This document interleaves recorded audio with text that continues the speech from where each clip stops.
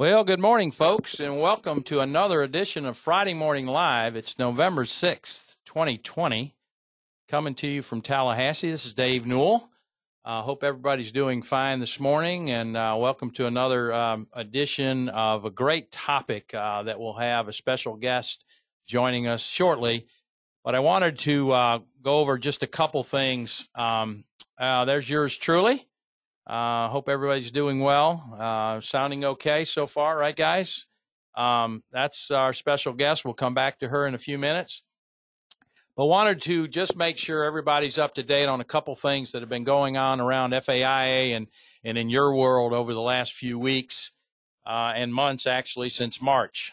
Many of you know that the Governor, DeSantis, extended the order allowing 440s to continue to work remotely. That order expires January 2nd, 2021. So if you're not familiar with this allows staff with a 440 license to continue to work remotely, not in the office. So hopefully that finds some good news for many of you continuing working remotely and staff that is not truly comfortable yet, probably coming back into the office. So Laura Pierce blogged on this a couple days ago. So if you want to read the entire order, that is certainly on our website in the community for you to take a look at. The other thing we want to talk about is the emergency order that the OIR issued a few days ago for Hurricane Sally. After Hurricane Sally hit the western part of the Panhandle, we went over there and started seeing some agents, FAI staff did, and started getting some phone calls about non-renewals and some things that were going on in the marketplace where several customers had open Sally claims and were being non-renewed and couldn't find an alternative market. Even Citizens was having some difficulty writing some of these risks. So in consultation with Commissioner Altmaier and Kyle and BG and Laura, we continued to have some dialogue, and then a few days ago they entered an emergency order for Hurricane Sally. This order will provide significant relief to homeowners and their agents by allowing time for repairs to be made. Without the order, many customers would be unable to find replacement coverage, as most, if not all, carriers in Florida, including Citizens, are unwilling to cover homes with unrepaired damages. This order applies to the following counties: Escambia, Santa Rosa, Bay, Calhoun, Franklin, Gadsden, Gulf, Holmes, Jackson, Jefferson, Liberty, Okaloosa, Washington, and Walton counties. If you want to see the whole order, certainly go on the website and take a look at Kyle Ulrich's blog, and it's there for your review. But that was another thing that we just wanted to point out. And then lastly, before we bring on our special guest, over the last few weeks, especially a week ago today, a lot of you were contacting us about the renewals or lack thereof issued by Cap Preferred Southern Fidelity. As many of you know, that issue's been resolved, and Kyle sent me a note last night, and hopefully there'll be a bulletin from us and or to agents directly advising how the renewals will be handled going forward for those November and December renewals from Cap Preferred Southern Fidelity. So just wanted to bring you up to date on that. If you have any questions, and we're going to encourage questions today for Kelly, who's an expert in this field. And so bring the questions on. If it doesn't have to do with today's topic, certainly bring it on as well. And we'll try to get to as many as we can as we go forward in today's presentation. Just a reminder, we continue to have a lot of options for web-based learning. We are continue not to have anybody on the road, so a lot of our curriculum and coursework is virtual. So take a look at our calendar. And we've had some good success with this. We're running two academies right now for those 440s that would like to convert their license to a 220. That academy is ongoing. You can also do it on demand. And then the 2044 Academy. That's the one, if you have a 440 and you would like to convert it to a 2044, that'll help prepare you for the state exam. So certainly all this information is on our website. And now with another 60-day extension, this may give you a time to look at these academies and take advantage of this curriculum. And the fun thing is every Friday at 11 o'clock, David and Jeff, and I've joined them for a few weeks, answer questions from students that are going through the academy. And that's certainly a big advantage as you look at all that curriculum and look at the study guide and the workbook and the flashcards and go, oh gosh, what did I get myself into? And so we try to set your mind at ease and help you better understand the content and work through some of those issues you may be experiencing with the coursework. So, and then lastly, November 20th is our next show. Former Vice President Scott Johnson will join me, and we're going to talk about what's going on in the Florida property market and some of the cost drivers impacting the property market here in Florida. So be excited to have Scott on, and he just did a episode about this same topic for the Florida Chamber virtual events that's going on this week. So excited to have Scott on when we need to. So without further ado, let's go back a couple slides and bring in our guest, Kelly. Kelly, you still with us? I am. Hello. Okay, good morning. But Kelly's joining us, so I'm going to go ahead and elevate you, Kelly, to a presenter, so you'll be able to show your screen. Perfect. Okay, and then I'll still see some questions here. So again, folks, please, if you have questions for Kelly as she's going through the presentation, please put them in the question pane. We'll get to as many as we can throughout the presentation. But just a little background on Kelly. Kelly came to us from our friends there in Texas, the ABIN network that many of you have taken classes from ABIN through us. Kelly is an expert out there. She's based in Texas, and she's been very helpful with many clients and members trying to continue to navigate COVID. And again, just by that extension of that order, we know we're going to continue to work remotely for at least the next 60 days. So Kelly's here to join us, to walk us through her presentation and answer any questions and really give you some good tips to take back to staff and work through some issues with some having remote workforce and some of us, like today, there's a handful of us here at FAI headquarters. So, how do you deal with team members that are they're working remotely when some of the staff's in the office? So, Kelly, welcome. Glad to have you this morning, and I'll let you take it away. Thank you so much for having me. I'm really excited to present today. This is a hot topic, obviously, and like you said, it is one that I don't feel is going to be going away for quite some time as we continue to navigate COVID in our workplaces and managing remote staff and all the things that come along with that. So a little bit more about me before I jump into my slides. I've been in HR for over 20 years. I've worked for companies like Starbucks. I was director of HR and worked in one of the roasting plants there in Seattle. I've worked for Accenture, some really, really big companies, and then some really smaller nonprofits. And so I have a lot of different perspectives that I bring through these conversations because, it depends on, a lot of factors depend on how you navigate COVID and the remote situation that we're dealing with and leading people virtually too. So all that to say, I'm passionate about this topic because I love helping business owners and leaders and managers just everyday individual contributors navigate this. So let's jump in. I want to talk to you guys about what to do, what not to do. There are certainly some tips that are helpful as we, lead teams virtually or are working ourselves virtually. I want to talk about specific ways to, try and engage your team and lead them well through this whole pandemic that we're still in. We'll talk about some employee engagement ideas, and then finally some techniques and tools that I would recommend implementing for teleworking. So let's just dive right in to what I would recommend doing. So a few tips here. At the end of your work week, you can plan out your schedule for the following week. When you're working in a virtual setting, you don't have as much structure as you may have had before in an actual office setting. And so whether it's yourself or your team, I would highly encourage you to, focus on planning out your schedule for the following week.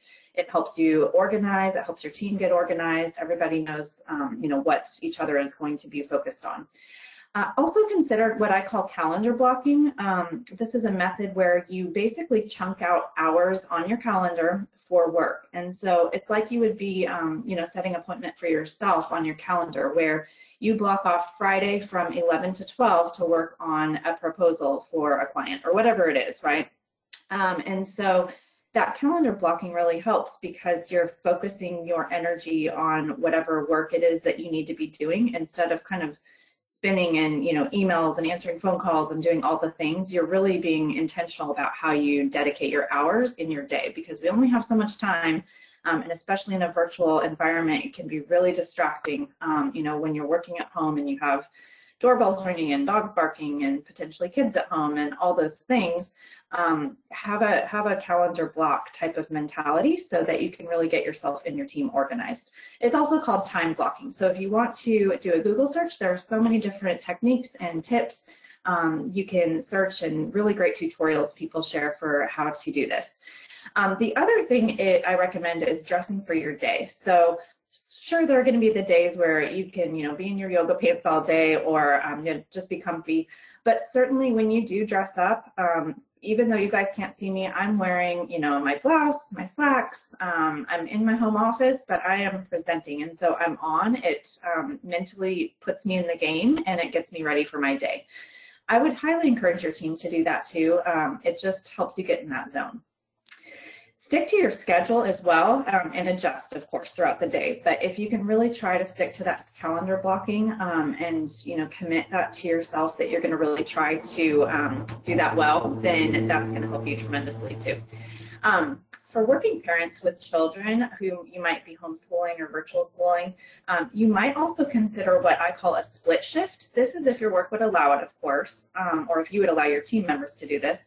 But you could consider for a parent, a 5 to 9 a.m. schedule, and then they have that break in the middle of the day, and then they work again from 3 to 7, for example. So that is something that's pretty creative, and it's something that, a lot of companies are considering because it really allows that flexibility for the employee. And sometimes it actually helps the business too, because they can cover different time zones and things like that. So those are some tips to focus on.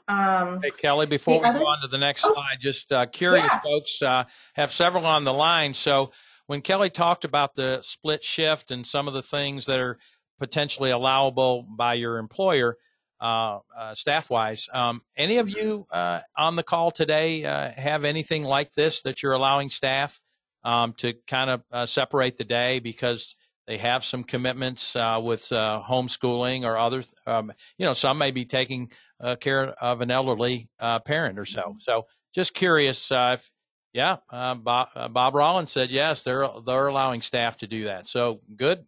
Thanks, Bob. Awesome. For your comments. So, I love that. Yeah. I love that. Yep. You're ahead of the curve. That's awesome. And, I think that all of these strategies that we're going to be talking about today, I don't see them going away. I think these are new ways of work. I think they're going to be best-in-class strategies, and a lot of companies have already been implementing these that are a little bit, further along in being a little bit more progressive with how they look at flexible work. And so these are just really great strategies for retention and recruiting, for new hires too. So that's awesome. More comments, Kelly. One member talks about allowing staff to go home and or go to pick the kids up from school, and then she works remotely for the rest of the day. And the next one says extremely flexible as long as they get the work done. And that's kind of the goal, to to have that flexibility built in. But as long as they're getting the work done and meeting goals and objectives, flexibility is the key to this. That's right. Absolutely. I love that so much. That's terrific. Yep. Flexibility is the key. That is the phrase for 2020, at least in the HR profession. We've got to be able to navigate all the things. So yeah, that's great. Awesome. So a couple other tips. If you especially do have roommates or children at home, like I said, there can be so many distractions. And so a couple techniques physically that you can put out, on your office door are a red light, yellow light, green light. So literally red light means, mom's on a call, I'm presenting, there's absolutely, please, no disruption, no talking. Yellow means, okay, I might be on a call, I might be listening in, so you can come in and whisper, if you have a question or you need a snack or whatever. And green light means come on in, I'm good to go. So that's really helped me as a working mom of 2 boys who have been at home several months through this pandemic, to just, visually have that, they know what to do, right, when I put that on the door. So another one is literally a Post-it note. Please don't come in. I'm on a work call. Find your dad. And then, please don't disturb. So all sorts of different ways that you can let people know that, you please don't interrupt. And you know what, if it happens, it happens. If you guys remember that BBC News episode where the anchor was reporting on a story and his children were, crawling through and interrupting on national or global news, it happens. And I loved that because it was like, you know what, we're all human. And this is what we deal with when we're working virtually. So if that happens, or if you have a distraction, I just had a lawnmower that just blew past my window. I don't know if you all heard that, but that was not expected, right? So you just got to go with it and give yourself and give your teammates grace too. I think that's a really key message that I'd like to convey today too, is that, we're all just trying to do our best this year, especially. And so if you can remember that and give yourself and others that grace, then it goes a long way, helps us all. Okay, I love me a little bit of Dolly. So this cracked me up because I'm sure that some of you can relate to this, where you are working 9 to 9:10, 9:45 to 10, 10:20 to 10:35, 12:30 to 2, 2:15 to 2:16. That cracked me up because it's really sometimes how your day goes, doesn't it? Where you're like, oh my gosh, I'm just jumping from one thing to the next, or navigating someone at the door or a kid that's interrupting me or whatever it is. And so your work day is chopped up. It's not what it used to be if you are in an office setting. It's just different. And so I think that we can all relate to this. And also it's a challenge, right? Where, sometimes you might be working from 9:53 at night to 10:24. That's a reality. And so what do you do with all of that, right? That's a challenge.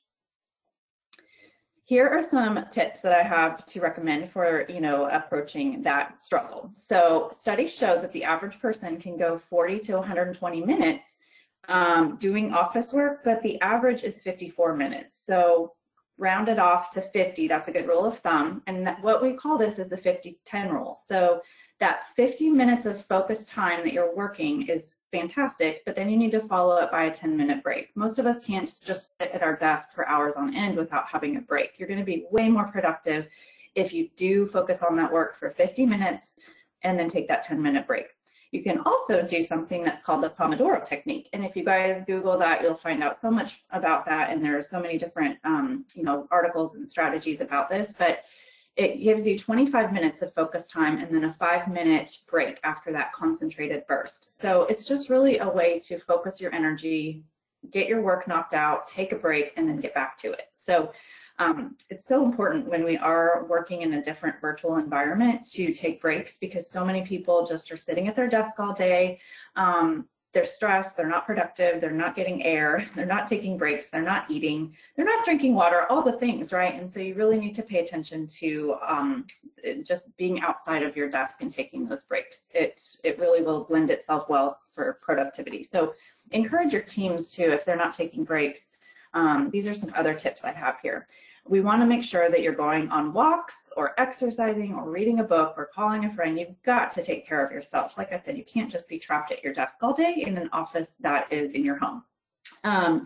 If you can schedule a virtual coffee talk or a happy hour, some of us might be like over that right now. I've had so many Zoom happy hours, and initially they were, really fun. So that charm may have worn off for some of you, but it might be a great way to connect with your team still. Every Friday, just log in at 4:30 or whatever to do a virtual happy hour and just talk shop or just chit chat about what weekend plans are.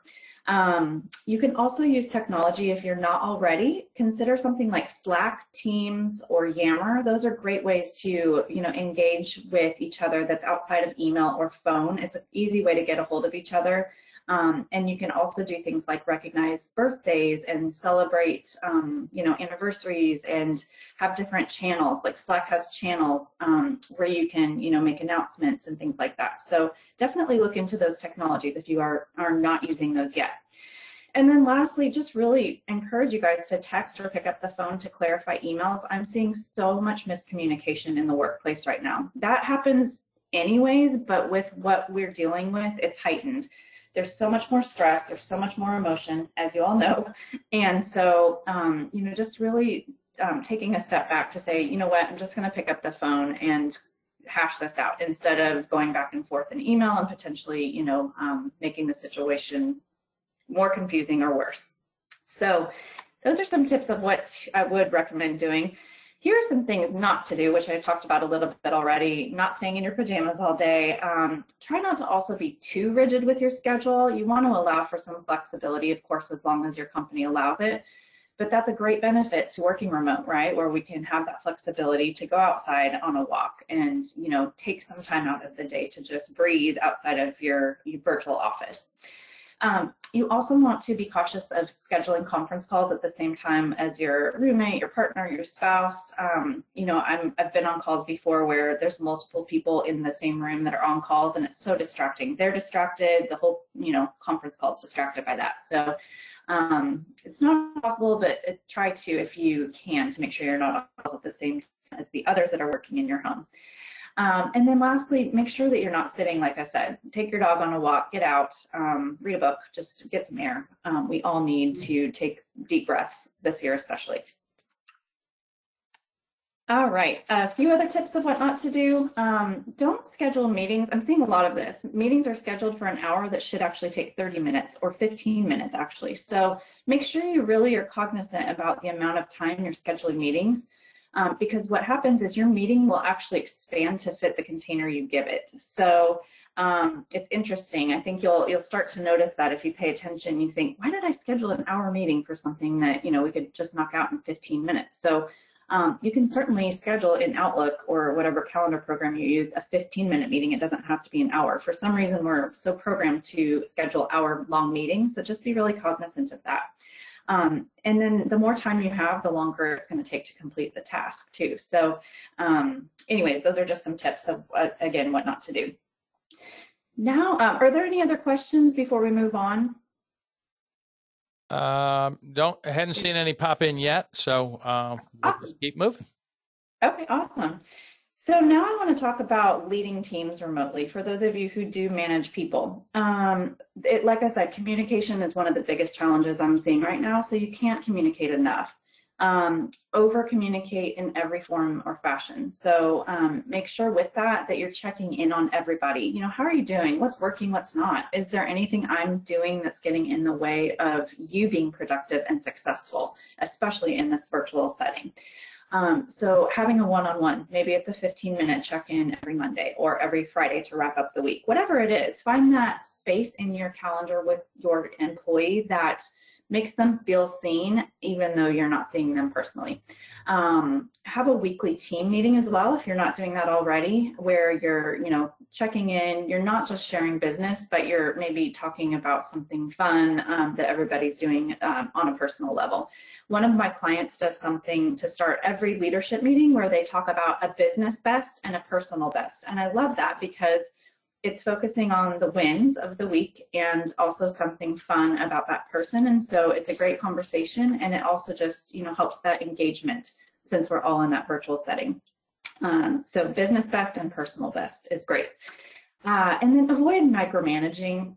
If you're trying to figure out if someone's working or not, like I said, give them grace and assume positive intent. So I love this quote. The best way to find out if you can trust somebody is to trust them, right? Like that is just what we need to do.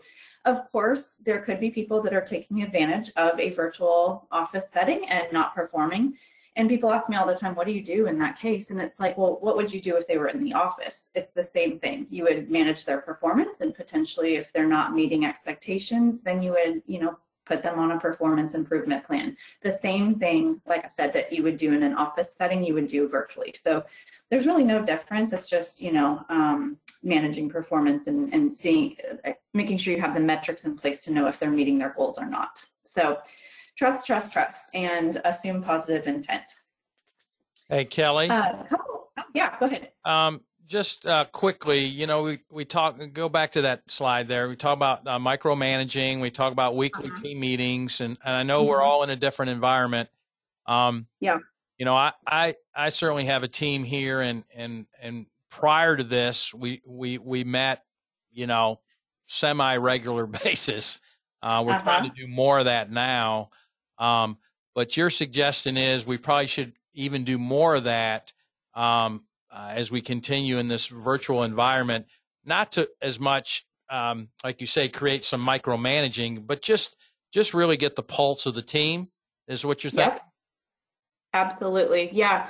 There's a lot that you can pick up on and read from someone when you actually see them versus just talking. And so you can tell if someone seems down or disengaged, and you want to pay attention to those signals and address them. If someone's having a bad attitude, time and time again, and they're on a call and you can visibly see that, it's a lot different than if you're talking to them on the phone too. So yeah, it's important to really stay engaged and to be picking up on the nonverbal signals as well, if you're able to, have a Zoom or a FaceTime or, whatnot. Yeah, that's what I was going to ask. I think in this environment, it's really key to really visibly see the folks, right? Because yeah, like you say, you'll pick up on some things. Maybe you'll pick up on some distractions that they may have to be overcoming, throughout the day that maybe you can work through with them. That's right. Yeah, absolutely. And it also, there are some clients I have that actually require their employees to be, to show their face so that they have that connection, the human connection, and not just, having the employees feel like robots all the time, just calling in or, hiding behind the microphone. And so you certainly could require that as well. It's something that is, legal, and it's a best practice for companies that are wanting to make sure that their employees are engaged and showing up, basically. So. Okay. All right. Thanks, Kelly. Of course. Awesome. So there are plenty of ways that you can actually consider, having fun in this virtual environment and having some employee engagement initiatives that you're actually intentional about. So it's trickier because we are virtual, but there are certainly ways to do it. So this is an example of one of my clients. They put together a spirit week. This is a month in. You can see it was April. So we were like, oh gosh, what do we do? This is not ending. This was not a couple weeks like we thought it was going to be. This is extensive. And so we put together a spirit team, and they're still intact, and we don't do things every week with them, but this every once in a while they'll do this spirit week where they have a theme for the day, and everybody logs into Zoom at 8 o'clock or 9 o'clock or whatever it is. And it's just fun. It's a fun way to connect. It's different. There's no business talk. You're just silly and laughing and looking at each other's, costumes, potentially if they have a costume or whatever it is. So Monday, for example, was monochromatic day. They all, people dressed in one color. Favorite celebrity day was Tuesday, Hawaiian day on Wednesday. Global Diversity Day was Thursday, and then Twin Day on Friday. So they actually had employees match up, pair together, and dress up as twins. So just fun stuff that you can do to, really change things up.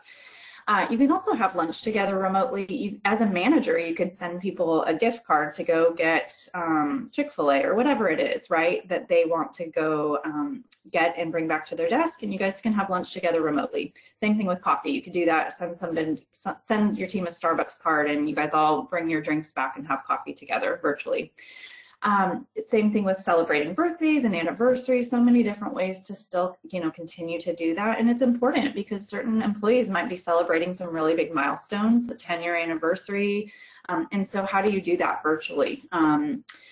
Don't forget about, the employees that deserve those milestone recognitions. And then I already talked about the Spirit Week, and then give lots of grace. We're trying to figure this out, like I said, and so many emotions flying by. Sometimes it's hour by hour, right? And so navigating that is often tricky as you're managing people, and just, keep in mind, like you were saying, Dave, that if you see people in their environment and you notice, oh my word, they have 4 little children running in the background, like no wonder they're stressed and hands are full.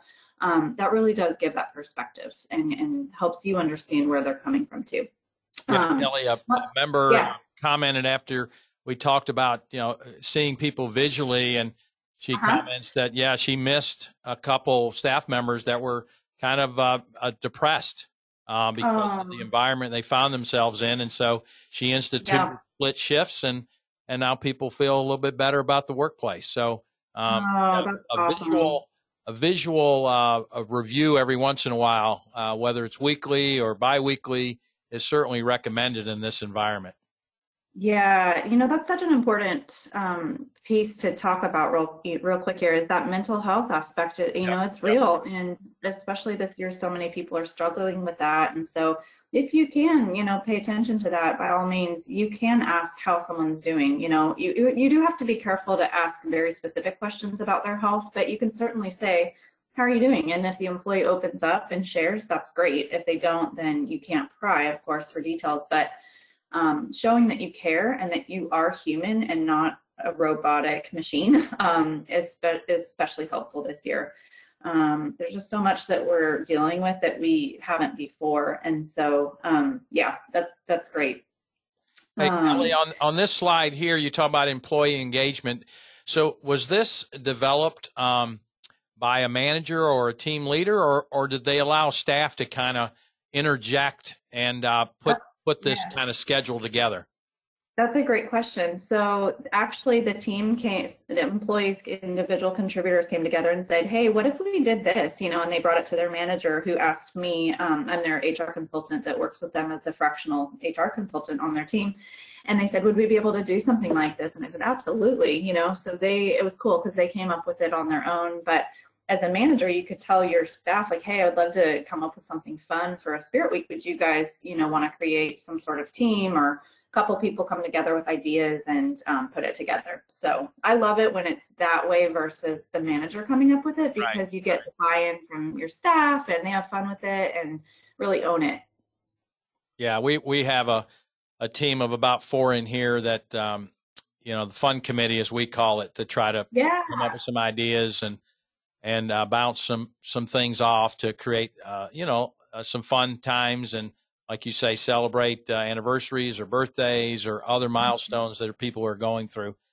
Kelly, the other comment we wanted to make, and it certainly holds true to everybody on this call, you being in Texas, us being in Florida, the property insurance market here in Florida is really turned upside down, not only through COVID, but certainly prior to, and then going through hurricane season. So a member commented, that's an additional stress put on folks, because the marketplace itself is certainly an added burden to each team member that is working remotely, and they can't really collaborate with their coworkers because there's nobody else, in their home with them. So that's another stressor that's could cause some uneasiness with some. Yes, absolutely. That just triggered a thought for me. We all need massages, right? Someone needs to send a gift card for a massage if, whatever that person also, everybody likes recognition differently too. So that's a good point to bring up. So I might prefer a day off as opposed to a massage. And so understanding what your employees want to be recognized with too, like if they're stressed, maybe they just do need a half day that you say, you know what, take this Friday off in the afternoon and just, call it good. So many different ways to be human about this and really, understand what your employees need and want to keep them healthy and not stressed and that's just going to be a continued challenge that we face. Okay, good advice. Yeah. Yeah, the other thing for the holidays coming up, I wanted to mention, I didn't include this on the slide, but that's a real challenge too, because everybody's used to holiday parties and the excitement that comes with that, and really looking forward to that this time of year. And instead of getting together in person, there are some ways that I would recommend, considering a virtual event. For example, I have a client that is, they love food. They have a lot of foodies on their team. And what we're doing for them is a kind of like a celebrity chef that's based out of Seattle. He's going to be doing a virtual cooking class. And so we're going to be sending each of the team members a gift card to go purchase food for the recipes that he's going to be teaching them how to make. And so there's going to be a fun cranberry cocktail and a risotto that they're going to make together. And so the team is going to be logging on and virtually, cooking together. And that way too, it engages the people's families or, partners or whatever. And so there are ways still that you can create that community and still have fun and do something, really special for your staff during the holidays. So be creative. And that's something else too, that you can have your team, brainstorm ideas and send you suggestions for what they think could be fun for something like that. Yeah, that's a cool idea. Isn't that fun? Yeah. Everybody. I'm really excited about it for them. Take a chance on making a new recipe, That's right. And who doesn't love a good meal together, And so even though you're virtual, you're coming together around the table and, right. and breaking bread and having a little bit of fun. So, yeah.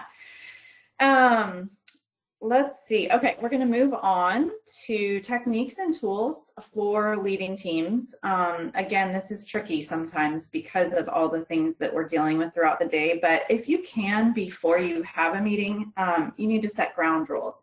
And it's not too late. If you've been leading a team for 10 years the same way, it's never too late to change things up. So what you might do is say, gosh, why are our meetings running over all the time? Or why are we, having people that are coming in late all the time? There's so many different ground rules maybe that haven't been set, right? We're used to just being in an office where everybody can pop in and say, where's Jim? I need to find him. He's, I'm running late to the meeting or whatever. You can go find him. It's different right now. And if you set those expectations ahead of time, it'll really, be easier for everybody. You'll be more efficient. Everybody knows what to expect. So a few ground rules I really like are things that I just talked about, like, making sure people try to log in to the meeting, a couple minutes before they're supposed to get on. It just is respectful for everybody's time. You can start the meeting right on time. And you also want to tell your staff that you want to try and end the meeting on time and be respectful of everybody's calendars. So that's one thing that I'm seeing a lot is just people that are, kind of letting meetings run wild in a virtual setting because, you're just virtual and at home and you kind of lose track of time in some instances. And so if you can set those ground rules for your team, it will really help. And it shows them that you're respectful of their time too. You don't want to get straight into business either if you can. I mean, certainly there are going to be those calls where you have, not a lot of time and you just really need to put your heads together and come up with a solution to a problem. But if you can, have that water cooler conversation that employees are used to having for the first 10 minutes. How are things going? What's a win that you've had? Like I said, a personal best. What's something fun that you're doing this weekend? Whatever it is, right? And invite everyone to share. They don't have to, but a lot of people do appreciate the time to just connect and talk about personal stuff instead of just business all the time. You also, like I said, want to try and create an agenda if you can. That will help you to not go all over the place. And also have like a parking lot. If there's a conversation that is, a question that comes up that's good, but it's off topic, have a parking lot where you leave that question until the end. If there's time, you can address it at the end of the meeting. But if there's not time, then you'll say, we'll pick that up, outside of this call, or, have a potentially another meeting about just that topic. But that's something that I really recommend because conversations now tend to go all over the place. And a lot of that, I think, is because we are so emotionally driven right now. There's just so much on our minds and people are just veering a lot all over the place. So that will really, really help. I already talked about the starting and ending the meeting on time. And then this seems like a no-brainer, but I still see this all the time, where employees have not turned off their devices. You can tell that they're texting, the whole entire meeting, which is fine. You get the occasional text, from your husband or whatever you need to text back. But when it's a constant, someone's on their phone, they're disengaged, they're not paying attention to the meeting, that's just a sign of disrespect, in my opinion. And so if you have that ground rule where you ask them to turn off their devices when the meeting begins, and they set their video to mute unless they're speaking, that's again just a way to set the ground rules and a technique to lead well. So Kelly, again, you talked about this at the beginning of this slide. Maybe you conducted meetings in a little different situations before COVID and even now during COVID, but it's not too late to kind of set some new ground rules going forward. So everybody's kind of on the same page, because you're right.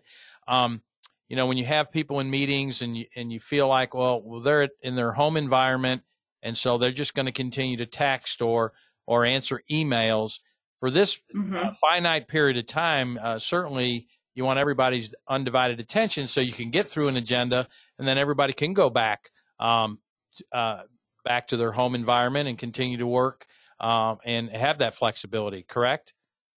Exactly. Yeah. And, another great point with that is that there's no reason you can't ask the team, what do you guys, and they can send you an email. It doesn't have to be a conversation, so that people can share something, if they're uncomfortable sharing it in front of the group, you can say, hey, send me your feedback. What's working, and what's not with these calls or meetings we're having. You want to do better. You want to, streamline processes, and you want to be more efficient. And so help me as a leader to know what's working well and what's not, and then let's change. There's no reason that things have to be the way they are. So, yeah. Well, there's been some thought, Kelly.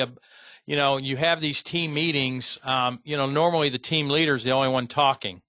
And my thought has been, and I'm going to challenge my folks to do this, is maybe you come up with something each meeting. You come up with an idea or a concern or just, a topic that we can throw out there and discuss as a group. Because again, I just had one of these and I spent the whole time talking. You certainly can engage in conversation, but they were always looking to me for the next, agenda item or the next topic or the next, discussion point. And I think in this environment, I think having people more engaged for them to bring some things is also helpful. Definitely. That's a great point too, because you could even ask them to rotate every week. Say you have a weekly team meeting, you can say, hey, Susan, this week you're going to share a leadership bite or a sound bite or a tip. Research something that you're passionate about, and that maybe it's, how to be more productive in the workplace, or whatever it is, right? And then that person comes back and they report for a couple minutes on what they learned to share with the team. And not only does it sometimes push people out of their comfort zone, which a lot of people need, but it encourages that, shared communication and getting people to open up more, and just challenging them to do something different that actually will be really interesting to the rest of the team if they're able to, learn something new and share it. So yeah, I want to share a couple ideas that are coming in, Kelly. One agent does a round table with staff and they all have those aha moments that they share each meeting. I love that. Doing every other week a happy hour, and the host chooses the content and also chooses the person on the team to host the next happy hour. I love that. A creative way to engage. And then one is asking, Kelly, what's your likelihood that you would share these slides with our folks on the call today? Oh, absolutely. I'm happy to. I can send them to you, Dave, if you want to distribute them.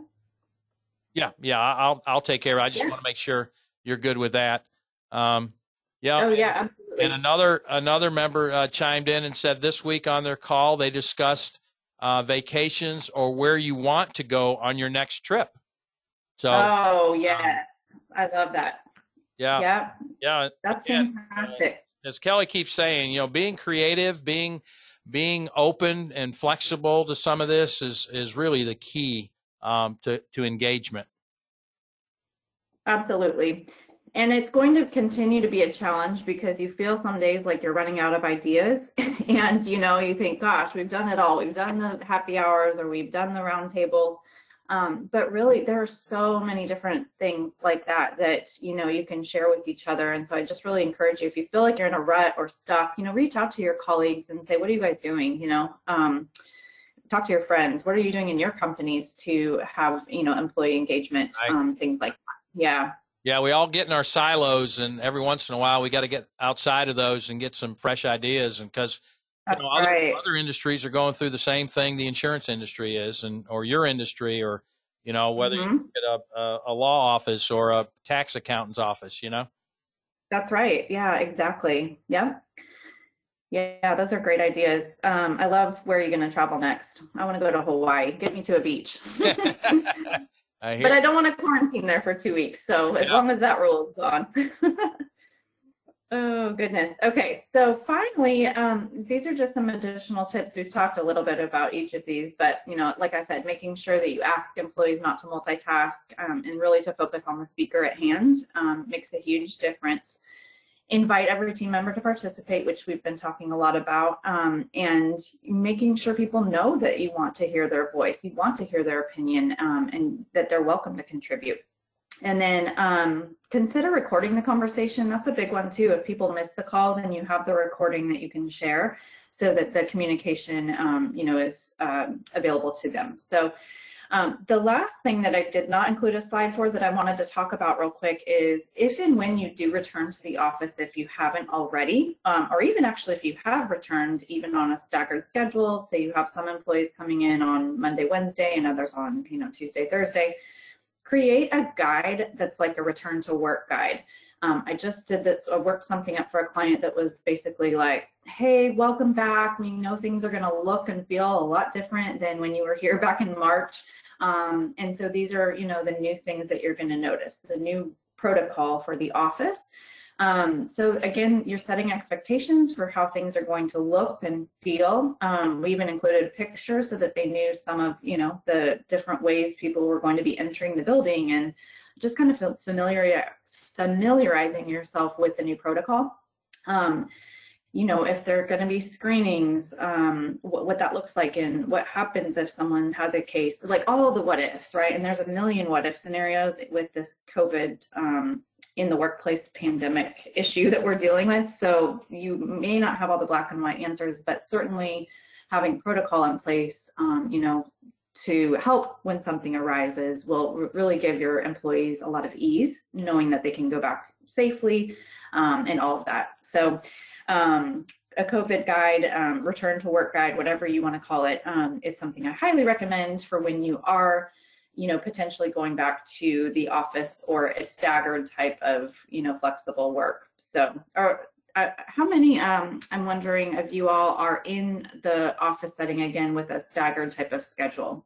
Yeah, if you could put that in the question pane and just let us know what environment you and your staff are working under currently.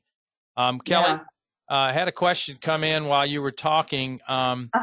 This agent has not had remote meetings since March, but wants to start them now. Sure. What approach should she take with her team members as far as, setting something like this up and getting their buy-in? Yeah. So I would recommend, that you can say, gosh, we've got how many days left until the end of the year, right?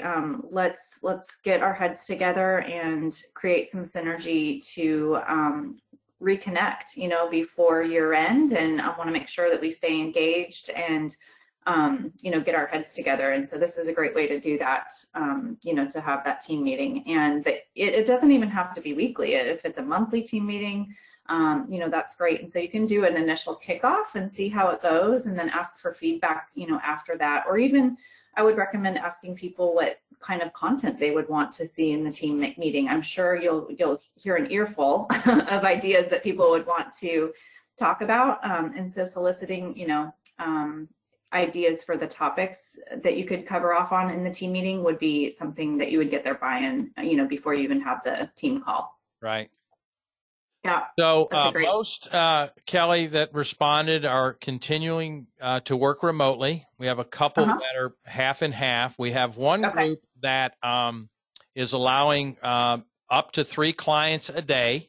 We have created a safe zone for clients only within the office. And they have protocols set up between masks and those types of things. So again, some our team is half home, half in the office. All but 2 employees are back at work, but still no public traffic at the office. Appointments only, visitors with masks, CDC guidelines, all that good stuff is like you say, having protocols in place so everybody kind of knows when they are in the office. These are kind of the guidelines that we're all under. So exactly, yeah, it's even things, for how do you handle guests? Are you going to take the guest temperature and all those things that need to be considered before you do return to the office. So just again, communication's going to be really key for when you do return, and with your employees, with your leaders, just making sure everybody's on the same page. So yeah. So one agent responded, all employees are in the office and clients are welcome to come in. And then we have the next group that says, just started back in the office, but her particular area of Florida, most of the clients are retirees and they're not comfortable coming into the office. Sure. So they're going to continue to transact business virtually with that client base. So, just a wide variety of how agents are handling this pandemic and dealing with customers. That's a great point, because everybody's probably going to look a little bit different with regard to your demographic. That makes complete sense that the elderly population, I wouldn't either if I were in that demographic. And so, really just being mindful of your client base, your employees. And that's another strategy that I've been doing and helping my clients with too, that you might want to implement with your teams when you do return to work, reaching out to each person specifically to say, hey, do you have 5 minutes? I just want to jump on the phone and just see how you're feeling about returning to work. That's it. Open-ended question. And it gets them to talk. Maybe they're nervous. Maybe they've gotten used to working from home and, it's going to be a little bit of a challenge, and just giving them the opportunity to speak their mind so that you can help answer, any questions they have, bring them at a little more ease.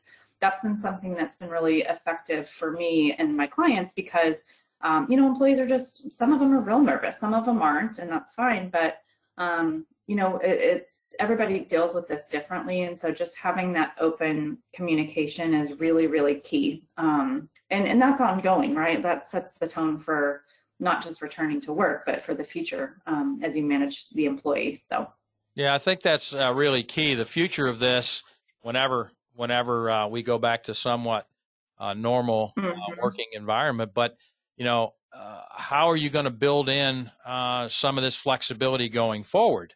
Here at AIA, Kyle Ulrich, our new CEO, has decided that this flexibility will be extended beyond COVID and have the ability for staff to work remotely, either permanently or on a regular basis, a couple days in, a couple days out, kind of thing. So I think some of the challenges that people are going to have to start talking about, as we finish 2020 and then begin 2021, where do we go from a staffing perspective? Now we don't, much of it is not our choice, but in the future it will be, right, Kelly? Right. Yeah, absolutely. Yeah. I think, I don't see this changing much in the next couple months at the very least. And so, it's kind of the new way of work that we all need to just continue on this path for, as long as we are in this ride together. And, I don't think it's going to last for 10 years that we're doing this, but certainly, things are changing that I don't think will ever be the same. I don't think we're going to be have employees stacked on top of each other in offices anymore, where that used to be a case where we'd have, cubicles that are just back to back to back with employees. I think, employers are more mindful of that, and that will be for the long term. So yeah, we had one agent commented that she's done a survey to staff and they would like to return to the office. Some are tired of working remotely. correct. But of course, a couple of those have small children at home and they need a little rest, and so the workplace sounds pretty good to them, I understand that. Yep. Yeah, that's a good point too. A lot of people are more productive in an office. They don't want to be working from home, and this is really stressful for them because they'd much rather be, getting together with colleagues face to face. They don't work well virtually, and so it's challenging for those types of people who really don't want to be, in the virtual setting. So. Goodness, Kelly, interesting question. And again, because you deal with so many industries and client bases in practice. But, an agent's asking, just wondering what factor would have to happen for agencies or workforce to go back to normal, whatever normal is. Will there be a determining factor that, that we'll get back to some normalcy? Down the road, is there something, or have you guys looked at anything of any kind of study or anything? Yeah, that's such an interesting question. Normal, I don't think I would. Exactly. I don't even know what that looks like anymore, to be honest. I don't think anyone does. And so I will say that it feels more normal as I'm starting to help clients return to work, where it almost feels like we've been on this, we've been away at summer camp for 8 months, and now we're trying to get everybody back in the office and reconnect. And so it's happening. It's slow, but it's happening, and it's feeling more normal. I wouldn't, there's no scientific evidence I can show that it's returning to normal, but I would say people are more comfortable getting back into the workspace, having safety measures in place. Things like our schools are back in person and functioning, and we've had really low cases. That's our market here in Texas, so it might be different wherever you live, but those sorts of factors are playing into the workplace too, because if I send my kids to school and there's no cases and they're fine, then I'm a little bit more comfortable going downtown to meet with my clients now, where before I was not going to do that. So I don't know if that really answers your question, but what I'm seeing in the workplace is a lot more clients and companies are having some sort of staggered work schedule where, they're having the employees that are doing different shifts and, not having them all in the office at the same time. So I'd say probably 50-50 right now. 50% are still totally virtual, no plans to return.